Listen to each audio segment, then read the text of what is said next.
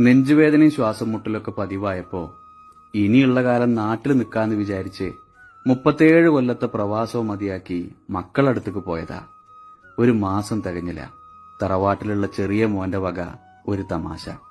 വാപ്പാക്കിപ്പം നല്ല സുഖല്ലേ, പണിക്കൊന്നും പോവാതെ കുട്ടികളെയും കളിപ്പിച്ച് ഇങ്ങനെ ഇരുന്നാ മതിയല്ലോ എന്ന്. അവനെ ഇടങ്ങേറാക്കണ്ടെന്ന് വിചാരിച്ച് മൂത്ത മോന്റെ അടുത്ത് ചെന്നപ്പോ അവൻ മുഖത്ത് നോക്കി കാര്യം പറഞ്ഞു. വാപ്പാ, നിങ്ങളെ പോറ്റാൻ എനിക്ക് പറ്റൂല, എന്നെ കൊണ്ടാവൂലാന്ന്. രാത്രി കിടക്കാൻ നേരത്ത് ഭാര്യ പറഞ്ഞു, എനിക്കിപ്പോ ഇതൊക്കെ ഒരു ശീലായി. ഇവരുടെ ഈ വർത്താനത്തിന്റെ മുമ്പില് നിങ്ങൾ ചെറുതാവണത് പക്ഷേ എനിക്ക് സഹിക്കൂല. ഉറങ്ങാതെ രണ്ടുപേരും നേരം വെളുക്കണതുവരെ ആലോചിച്ചു. 62ാമത്തെ വയസ്സില് വീണ്ടും പ്രവാസത്തിന്റെ പെട്ടികെട്ടി. പടിയിറങ്ങി തിരിഞ്ഞു നോക്കിയപ്പോ ഉമ്മറ പടിയില് ഭാര്യ മാത്രം. ആയുസിൽ ഇനിയൊരു പക്ഷേ ജീവനോടൊരു കൂടിക്കാഴ്ച ഉണ്ടാവില്ല എന്ന് വിചാരിച്ചിട്ടോ എന്തോ ഗേറ്റ് കഴിയുന്നത് വരെ കണ്ണ് ചിമ്മാതെ അവര് നോക്കി നിന്നു.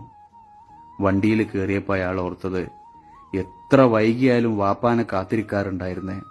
ആദ്യമായിട്ട് ഗൾഫിലേക്ക് പോന്നപ്പോ ഭാര്യയേക്കാൾ കരഞ്ഞ 2 ആൺമക്കള് തനിക്കുണ്ടായിരുന്നല്ലോ എന്നാ.